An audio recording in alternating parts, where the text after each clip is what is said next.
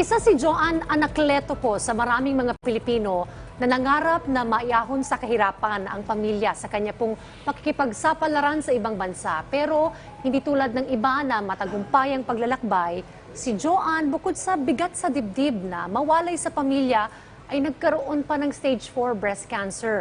Ang kanyang mapait na kwento panoorin po natin dito sa Excess Baggage.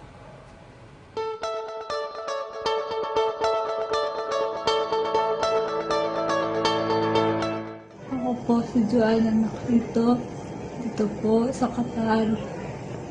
Nakatira bilang nagtatrabaho bilang OFW. Yan ang itsura ngayon ng masipag na massage therapist na si Joanne Anacleto sa Doha, Qatar na merong stage 4 breast cancer. Umalis kaagad si Joanne sa kanyang trabaho at tanging mga kaibigan niya sa Qatar ang mga umaagapay sa kanya habang siya ay nagpapagaling at nagpapagamot. Nang matapos ni Joanne ang chemotherapy sessions, ay inakala niya at maging ng kanyang pamilya sa Pilipinas na may pag-asa pa siyang mapagtagumpayan ng stage 4 breast cancer. Hindi nagtagal ay lalong lumobo ang kanyang tiyan.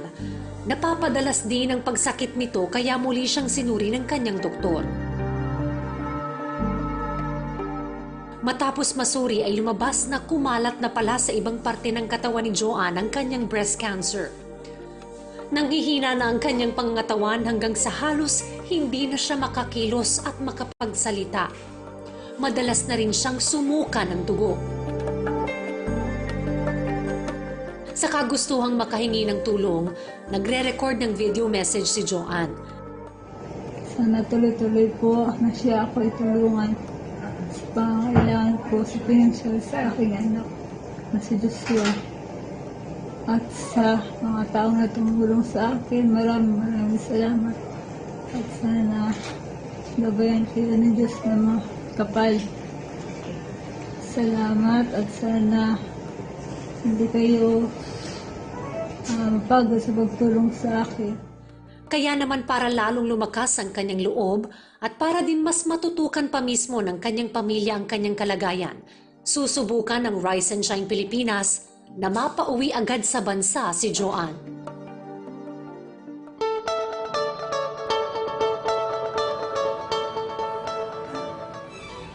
At dahil hirap ang sitwasyon ngayon ni Joanne, ay makakausap natin ngayong umaga ang kanyang kaibigan at kapwa OFW dyan sa Qatar na si Mariam Palomares. Magandang umaga, Rise and Shine. Mariam, kamusta dyan? Magandang umaga po sa inyo. Alright, Mariam, Diane Kerer ito and Aljo Bendijo. Hanga kami sa kabutihang loob mo na tulungan si Joanne ang iyong kaibigan. Pero nais naming malaman, Mariam, ano yung nangyari sa kanya? Kamusta yung kanyang pagpapagamot? At bakit hindi pa siya makauwi ngayon sa Pilipinas? Bali po, ang situation po kasi ni Joanne, kung tutuusin po, si Labat Desdicang po dito ng Polo OWA, ay talagang puspusan po at hands-on po ang pagtulong para po sana maisama siya nun sa chartered flight. Opo. Kaso po, humina po yung katawan niya at siya mismo din po ang nagsabi na hindi niya kayang umuwi nang wala siyang oxygen. So, ngayon po, ang latest update po as of yesterday, bali, patuloy po yung pagdidrain sa kanya ng aside, so yung fluid po dun sa tiyan niya.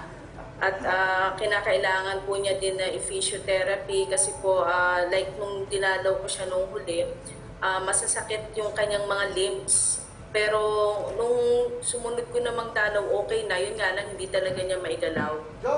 Ayun po. Pero ang sitwasyon po dito rin ni Joanne is kapwa din po niya mga cancer patients. Ang naghahalinhinan din po ng pagdalaw sa kanya. Ganun din po meron din pong kumupkup sa kanya na kapwa din po niya cancer patient.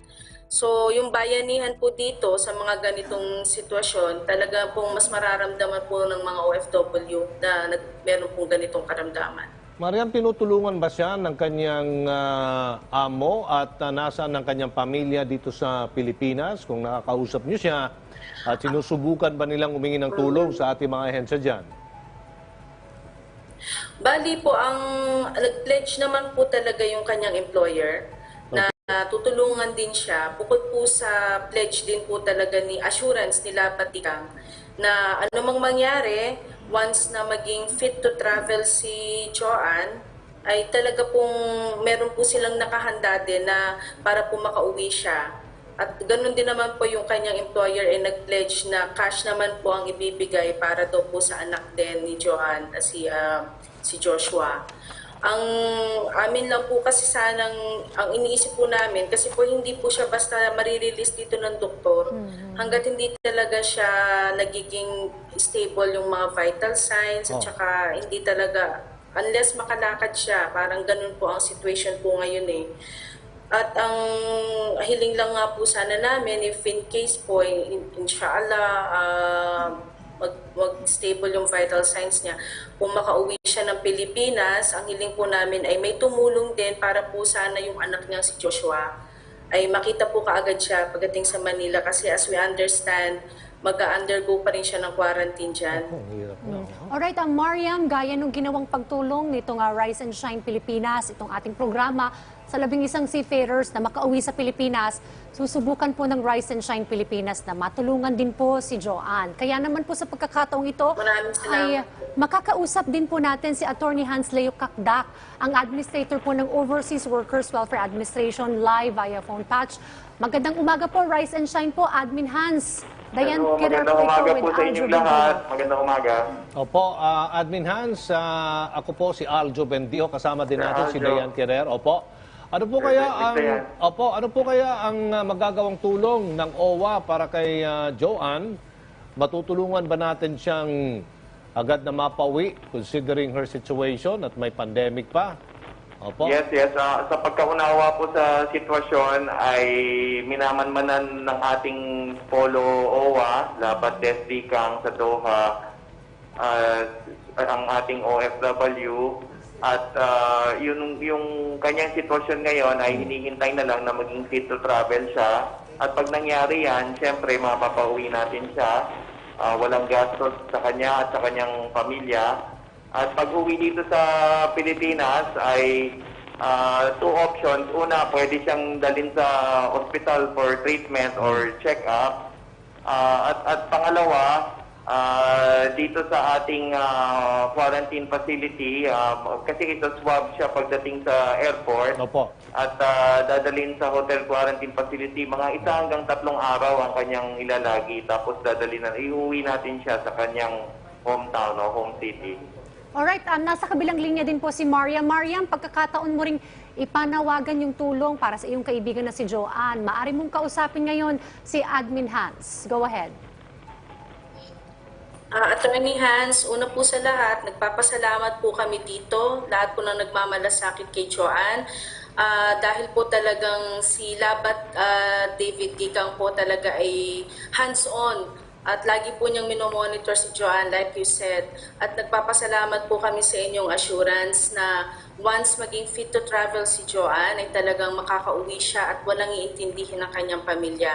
So yun na lang po din sana ang hihilingin namin, yung kanya pong anak madala po from Bacolod to Manila para po agad silang magkita. Yun lang po sana kung once po makauwi siya. We will do that. Every night, every day, meron tayong mga flights to Bacolod.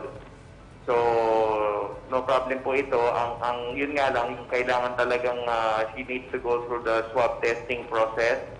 And then, yung paglagi sa hotel quarantine facility na hindi tatagal ng 3 araw. And then, we will immediately bring her there and there will be an OWA nurse to accompany her to Bacolod. Maraming salamat po. Okay, maraming salamat po sa inyong panahon. Attorney Hans Leo Kakdak, ang administrator ng OWA, Overseas Workers Welfare Administration. At sa iyo rin na Mariam Palomares, ingat kayo dyan sa Qatar. Opo, salamat po at keep safe din po kayo dyan. Alright. Thank you, Mariam. At again, thank you, Attorney Hans Leo Salamat po. Kakdak. Salamat sa inyo. Salamat, Mariam. Ingat po, sir.